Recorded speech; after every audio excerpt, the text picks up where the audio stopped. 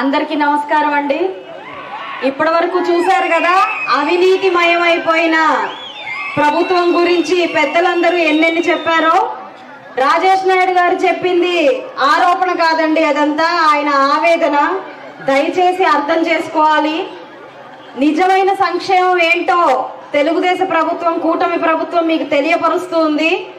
మంచి పనులు చేసి ఓట్లు అడిగే అర్హత లేక ఈ రోజు బురద జల్లే ప్రయత్నం చేస్తున్నారు. అలా ఆ బురద జల్లే ప్రయత్నంలో భాగంగా కూటమిని గెలిపిస్తే మీకు సంక్షేమ పథకాల్ని తీసేస్తాము అని చెప్పి అబద్ధపు ప్రచారాలు చేస్తూ ఉన్నారు.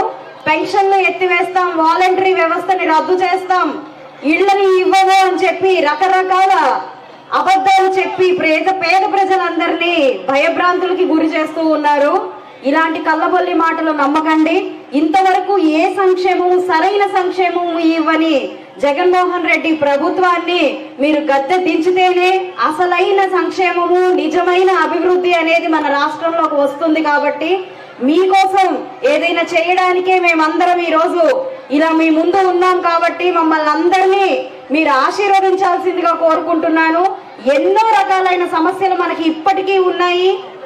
ఎప్పుడో కన్నగారి హయాంలో జరిగిన సుభిక్షం ఇప్పుడు కంప్లీట్ గా పూర్తిగా నాశనం అయిపోయి చాలా అధ్వాన పరిస్థితుల్లో మళ్ళీ మనం తిరిగి నుంచున్నాము.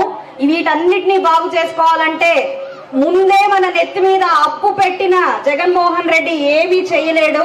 కాబట్టి మమ్మల్ని మీరు గెలిపించుకుంటే ఒక విజనరీ ఉన్న నాయకుడు నాయకత్వంలో